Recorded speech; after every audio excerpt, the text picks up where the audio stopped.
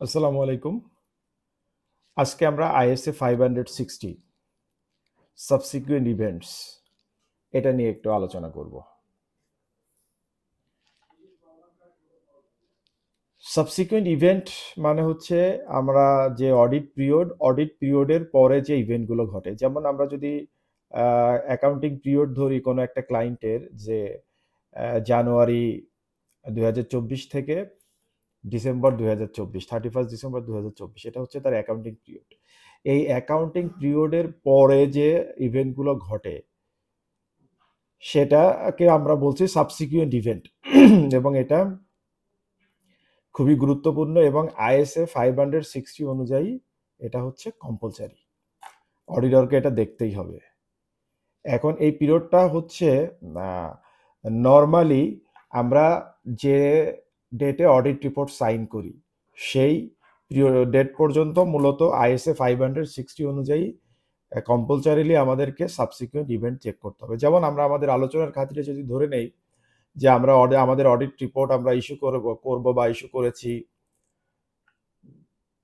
15 March 2025, তাহলে জানুয়ারি 1, 2025 থেকে 15 March 2025 পর্যন্ত যে সময়টা, এটাকে আমরা বলছি সাবসিকুয়েন্ট ইভেন্ট। ISA 560 যে সাবসিকুয়েন্ট ইভেন্টের কথা বলেছে, এটা অ্যাকর্ডিং টু IS 10, আমরা জানি যে একটা IS আছে এই সাবসিকুয়েন্ট ইভেন্ট নিয়ে, IS 10, যেটাকে আমরা বলি events after the reporting period. সেটা অনুযায়ী এই ইভেন্টটাকে দুটি ভাগে ভাগ করা যায়। একটা হচ্ছে those that provide evidence of conditions that existed at the date of the financial statements, মানে যে জিনিসটার অস্তিত্ব বা যে জিনিসটার উপস্থিতি আসলে ফিনান্সিয়াল স্টেটমেন্ট ডেটের মধ্যেই ছিল, যদিও জানছি আমরা পরে। তার মানে হচ্ছে 31 ডিসেম্বর 2024-এর মধ্যেই যার উপস্থিতি ছিল তাকে আমরা বলছি অ্যাডজাস্টিং ইভেন্টস। আরেকটা হচ্ছে those that provide evidence of conditions that arose after the date of the financial statements, যেটা আসলে ফিনান্সিয়াল স্টেটমেন্টের ডেটের মধ্যে যার অস্তিত্ব বা অবস্থান ছিল না, যেটা আসলে ঘটেছেই ফিনান্সিয়াল স্টেটমেন্ট এর ডেট, দ্যাট মিনস 31 ডিসেম্বর 2024-এর পরে, যেটাকে আমরা বলছি নন অ্যাডজাস্টিং ইভেন্ট। সো আলোচনার খাতিরে আমরা এখন থেকে খুব সহজভাবে বলবো যে একটা হচ্ছে অ্যাডজাস্টিং ইভেন্ট আর একটা হচ্ছে নন অ্যাডজাস্টিং ইভেন্ট। আমরা যদি অ্যাডজাস্টিং ইভেন্টের উদাহরণ দেখি, যেমন resolution of A court case. মনে করেন একটা কোর্ট কেস আগে থেকেই চলতেছিল, তার মানে কি তার উপস্থিতি বা তার অস্তিত্ব 31 ডিসেম্বর 2024-এর মধ্যে ছিল, কিন্তু 25-এর মনে করেন ফেব্রুয়ারি 10 তারিখে এসে ওইটা রায় হলো। রায়টা যতই ফেব্রুয়ারি 10 তারিখে এসে হোক না কেন, আমাদেরকে ধরে নিতে হবে যে এটার অবস্থানটা আসলে রিপোর্টিং পিরিয়ডের মধ্যেই ছিল। Bankruptcy of a major customer, একটা কাস্টমারের অবস্থা আগে থেকেই খারাপ, কিন্তু তাকে ব্যাংক্রাপসি ঘোষণা করা হয়েছে হয়তো জানুয়ারি মাসে এসে। Evidence of the NRV of inventories, NRV আমরা জানি নেট রিয়েলাইজেবল ভ্যালু। সো ইনভেন্টরির আমরা সাবসিকুয়েন্ট প্রাইস লিস্ট দেখলাম যে আমাদের যে কস্ট তার চেয়ে এনআরভি কম, তাহলে ধরে নিতে হবে যে এটা আসলে আগেই ওই অবস্থাটা ছিল। Discovery of a fraud or error, একটা ফ্রড অর এরর যেটা ঘটেছে মনে করেন 31 ডিসেম্বর 2024-এর মধ্যে, কিন্তু এটা ডিসকভার্ড হলো হয়তো জানুয়ারির 20 তারিখে এসে 25-এ, জানুয়ারির 25-এর 20 তারিখে এসে এটা ডিসকভার্ড হলেও আমাদেরকে ধরে নিতে হবে যে আসলে এই ঘটনাটার এক্সিস্টেন্স ছিল উইদিন 31 ডিসেম্বর 2024।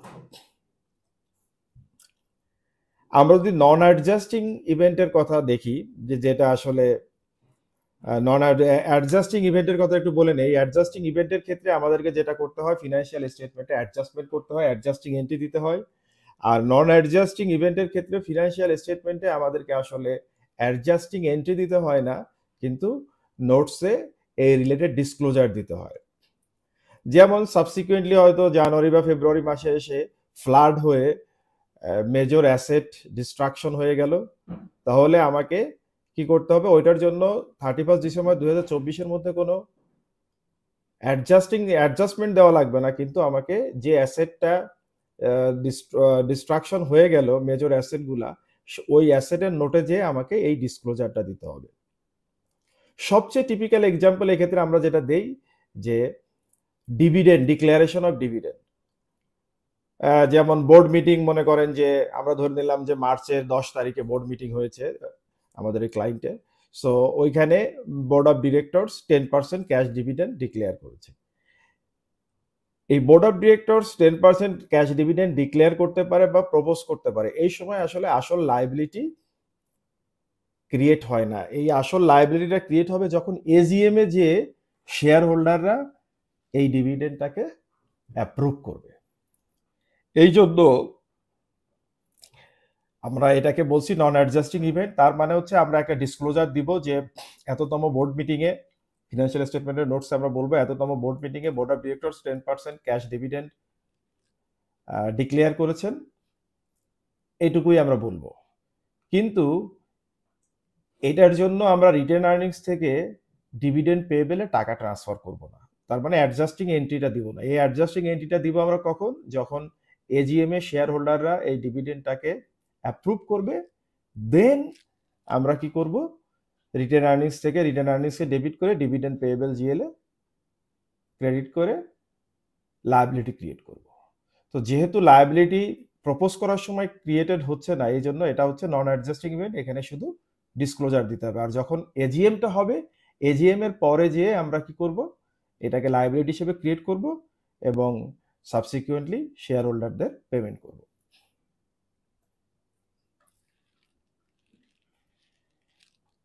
এই সাবসিকুয়েন্ট ইভেন্টটা বুঝতে যে আমরা এখানে 3টা টাইম পিরিয়ডকে কনসিডার করে আলোচনাটা করব, তাহলে সবার জন্য ক্লিয়ার হবে। প্রথমে হচ্ছে up to the date of the audit report. আমার অডিট রিপোর্টের ডেট পর্যন্ত, যেমন আমরা আলোচনার জন্য শুরুতেই বলেছি যে আমরা অডিট রিপোর্টটা ইস্যু করলাম 15 মার্চ 2025। তাহলে 31 ডিসেম্বর 2024-এর পরে, তার মানে 1 জানুয়ারি 2025 থেকে 15 মার্চ 2025 এই সময়ের কথা বলা হচ্ছে up to the date of the audit report. আমাদের ISA 560 বলেছে যে এই অডিট রিপোর্টের ডেট পর্যন্ত আমাকে ISA 560-তে যে অডিট প্রসিডিউর অ্যাপ্লাই করে অডিট করার কথা বলা আছে সেটা আমাকে করতে হবে। আমরা একটু পরে এটা দেখব যে আমরা কিভাবে ISA 560 অনুযায়ী অডিট করব। দেন এই অডিট করে আমরা যদি কোনো অ্যাডজাস্টিং ইভেন্ট পাই, তাহলে সেটাকে ফিনান্সিয়াল স্টেটমেন্টে অ্যাডজাস্টমেন্টের জন্য আমরা ক্লায়েন্টকে বলবো। আর যদি নন অ্যাডজাস্টিং ইভেন্ট পাই, তাহলে সেটার জন্য রেলিভেন্ট এরিয়াতে এডিকুয়েট ডিসক্লোজার দেওয়ার জন্য আমরা ম্যানেজমেন্টকে বলবো। যদি ম্যানেজমেন্ট আমাদের, বিশেষ করে যদি অ্যামেন্ডমেন্ট, যেটা অ্যাডজাস্টিং ইভেন্টের ক্ষেত্রে যদি অ্যাডজাস্টমেন্ট দিতে না চায় এবং এটা যদি ম্যাটেরিয়াল হয়, তাহলে কিন্তু আমাকে মডিফাইড ওপিনিয়ন দিতে হবে। এরপরে যে ডেটের কথা বলা হচ্ছে যে between the date of the audit report and the date of financial statements are issued. এই যে date of financial statement are issued, এটা বলতে বোঝানো হচ্ছে যে ডেটে ফিনান্সিয়াল স্টেটমেন্টটা শেয়ার হোল্ডার এবং রিলেটেড রেগুলেটর এবং স্টেক হোল্ডারদের মধ্যে ডিসেমিনেট করা হয়, ডিস্ট্রিবিউশন করা হয়। আমরা যদি প্র্যাকটিক্যালি চিন্তা করি, একটা লিস্টেড কোম্পানি কি করে? সে শুরু থেকেই তার অ্যানুয়াল রিপোর্টের কাজ তার ভেন্ডরের সঙ্গে করতে থাকে, সাবসিকুয়েন্টলি অডিটরের অডিট চলতে থাকে। অডিটরের অডিট শেষ হলে বোর্ড মিটিংয়ের পরে যখন ফিনান্সিয়াল স্টেটমেন্টটা অ্যাপ্রুভড হয়, তখন ওই ফিনান্সিয়াল স্টেটমেন্টটা তারা ভেন্ডরকে দিয়ে দেয়, ডিজাইনার ভেন্ডরকে ওইটা বসিয়ে ফিগারগুলো তাদেরকে দিয়ে চেক করানোর জন্য। তারপরে অডিটর তার অডিট রিপোর্ট ইস্যু করে। এই সমস্ত জিনিস করতে গেলে দেখা গেল তাদের আরো 10-15 দিন লেগে যায়। আমরা ধরে নেই আমাদের আলোচনার খাতিরে, যেহেতু 15 তারিখে অডিটর অডিট রিপোর্ট ইস্যু করেছে, যে মনে করেন আরো 15 দিন, 30th মার্চ 2025-এ এই ফিনান্সিয়াল স্টেটমেন্টটা ডিসেমিনেটেড হয়েছে বা হবে to the related share holders and other stake holders. তাহলে এই ডেটটা 15 মার্চের পরে, তার মানে 16 মার্চ থেকে 30 মার্চের মধ্যে যদি কোনো ঘটনা ঘটে, ISA 560 বলেছে যে নো ফার্দার রেসপন্সিবিলিটি এই পিরিয়ডের জন্য। কারণ ISA 560 সাবসিকুয়েন্ট ইভেন্ট পর্যন্ত অডিটরের রেসপন্সিবিলিটি রেখেছে up to the date of the audit report. So audit report যেহেতু সে ইস্যু করে ফেলেছে, অডিট রিপোর্টের ডেট পার হয়ে গেছে, সো এই জিনিসটার নিয়ে অডিটরের কোনো রেসপন্সিবিলিটি নাই। বাট বলা হচ্ছে যদি অডিটর এমন কোনো ম্যাটেরিয়াল ফ্যাক্ট সম্পর্কে জানতে পারে, তাহলে সে কি করবে, ডিসকাস উইথ ম্যানেজমেন্টের সাথে ডিসকাশন করবে। তারপরে বলছে take appropriate action. Appropriate action এখানে অনেকগুলো হতে পারে, যেমন ম্যানেজমেন্টকে বলতে পারে যদি অ্যাডজাস্টিং ইভেন্ট হয় তাহলে ফিনান্সিয়াল স্টেটমেন্ট অ্যাডজাস্ট করতে, নন অ্যাডজাস্টিং হলে বলবে ডিসক্লোজার দিতে, তারপরে আবার ফিনান্সিয়াল স্টেটমেন্টটা বোর্ডে নিয়ে বোর্ডে পাস করাতে, বোর্ডে পাস করলে তাহলে ফিনান্সিয়াল স্টেটমেন্টের অ্যাপ্রুভাল ডেট চেঞ্জ হয়ে গেল, অডিটর আবার ফার্দার অডিট রিপোর্ট ইস্যু করবে, অডিট রিপোর্টের ডেট চেঞ্জ হয়ে যাবে। সো তারপরে আবার সমস্ত কাজ করে অ্যানুয়াল রিপোর্টটা বা অডিটেড ফিনান্সিয়াল স্টেটমেন্টটা along with audit report disseminate করবে management to the shareholders আর রিলেটেড স্টেক হোল্ডার্স। এইটা করতে পারে।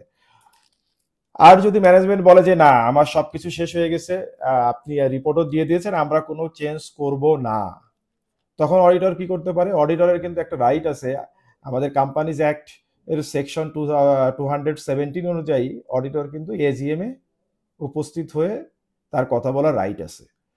সো এজিএম এ উপস্থিত হয়ে অডিটর বলতে পারে এরকম আমার অডিট রিপোর্টের পরে একটা সাবসিকুয়েন্ট ঘটনা, সিগনিফিকেন্ট সাবসিকুয়েন্ট ইভেন্ট ঘটেছিল, যেটা আমরা ম্যানেজমেন্টকে রিকোয়েস্ট করেছিলাম ফিনান্সিয়াল স্টেটমেন্ট অ্যামেন্ডমেন্ট করতে বা ডিসক্লোজার দিতে, কিন্তু ম্যানেজমেন্ট এটাতে রাজি হয় নাই। সো আপনারা আপনাদের ডিসিশন নেওয়ার সময় এই বিষয়টা বিবেচনা করবেন, তখন শেয়ার হোল্ডাররা তাদের মতো বিবেচনা করবে। আরো এক্সট্রিম কেস যদি আমরা চিন্তা করি, after the financial statements are issued, তার মানে 30 মার্চে যে ফিনান্সিয়াল স্টেটমেন্টটা শেয়ার হোল্ডারদের বা রিলেটেড স্টেক হোল্ডারদের কাছে ইস্যু করার কথা, তারপরে যে যদি ঘটনাটা ঘটে, তার মানে 30 মার্চের পরে যেও ঘটনাটা ঘটেছে। আবার একই কথা, অ্যাজ পার আইএসএ 560 অনুযায়ী কোনো ফার্দার ওয়ার্ক করার দরকার নাই, অডিটরের কোনো রেসপন্সিবিলিটি নাই, কারণ তার অডিট ডেটের পরে যে ঘটনাটা ঘটেছে, 15 মার্চের পরে যে ঘটনাটা ঘটেছে। বাট তারপরও বলা আছে অডিটর যদি এই বিষয় সম্পর্কে ম্যাটেরিয়াল ফ্যাক্ট সম্পর্কে অ্যাওয়ার হয়, সে ম্যানেজমেন্টের সঙ্গে ডিসকাস করতে পারে, অ্যাপ্রোপ্রিয়েট অ্যাকশন নিতে পারে। এখন এখানে অ্যাপ্রোপ্রিয়েট অ্যাকশন নিতে গেলে যেটা যে ইস্যুটা ঘটে যাচ্ছে, যে অলরেডি ফিনান্সিয়াল স্টেটমেন্ট কিন্তু শেয়ার হোল্ডার, রেগুলেটর এবং রিলেটেড স্টেক হোল্ডারের কাছে অ্যাভেলেবেল হয়ে গেছে। এখন যদি এটা চেঞ্জ করতে চায়, তাহলে যেটা করতে হবে, সে ম্যানেজমেন্টের সঙ্গে অডিটর ডিসকাস করবে যে সে তার ফিনান্সিয়াল স্টেটমেন্ট উইথড্র করতে চায় কিনা। যেহেতু সব পার্টির কাছে অ্যাভেলেবেল হয়ে গেছে, তাহলে সে উইথড্র করতে চায় কিনা। যদি ম্যানেজমেন্ট উইথড্র করতে চায়, তাহলে অডিটরও তার অডিট রিপোর্টও উইথড্র করবে, তাহলে ফিনান্সিয়াল স্টেটমেন্টও উইথড্র হবে, অডিট রিপোর্টও উইথড্রন হবে, দেন আবার নতুন করে বোর্ড মিটিং করে ফিনান্সিয়াল স্টেটমেন্ট বোর্ড অ্যাপ্রুভ করবে, অডিটরও নতুন করে অডিট রিপোর্ট ইস্যু করবে। এইটা হতে পারে। অথবা ম্যানেজমেন্ট কিছুই করলো না, ম্যানেজমেন্ট যদি কিছু না করে, তাহলে অডিটর কি করতে পারে, যদি এটা এজিএম এর আগে ঘটনাটা ঘটে, তাহলে এজিএম এ যে সে বিষয়টা শেয়ার হোল্ডারদের সঙ্গে শেয়ার করতে পারে। অথবা যদি এরকম হয় যে বিষয়টা এজিএম এরও পরে ঘটেছে, তখন অডিটরকে কি করতে হবে, তার লয়ারের কাছ থেকে লিগ্যাল অ্যাডভাইস নিতে হবে। লিগ্যাল অ্যাডভাইস নিয়ে বিভিন্ন জিনিস করা যায়, যেমন যদি লয়ার দেশের প্রচলিত আইন যদি পারমিট করে লিগ্যাল অ্যাডভাইস অনুযায়ী, তাহলে অডিটর কি করতে পারে, কোনো একটা ইংলিশ এবং বাংলা ডেইলিতে একটা নোটিশ দিতে পারে, দিয়ে শেয়ার হোল্ডার এবং রিলেটেড স্টেক হোল্ডারদের অ্যাটেনশন ড্র করতে পারে যে এই কোম্পানির ফিনান্সিয়াল স্টেটমেন্টে সাবসিকুয়েন্টলি এমন একটা ঘটনা ঘটেছে, যেটা আসলে আমাদের অডিট রিপোর্ট ডেটের পরে, ইভেন ফিনান্সিয়াল স্টেটমেন্ট ইস্যুর পরে, ইভেন এজিএম এরও পরে। সো আপনারা আপনাদের ফিনান্সিয়াল ডিসিশন মেকিং এর জন্য এই বিষয়টা কনসিডার করবেন। কিন্তু যদি লিগ্যাল অ্যাডভাইসে লয়ার পারমিট না করে, তাহলে কিন্তু অডিটর এটা বলতে পারবে না। যদি পারমিট করে, তখনই কেবল সে এরকম বহুল প্রচলিত বাংলা এবং ইংলিশ ডেইলি নিউজ পেপারে সে নোটিশ দিতে পারে। এরকম প্র্যাকটিস আমাদের পাশের দেশ ইন্ডিয়াতে আছে।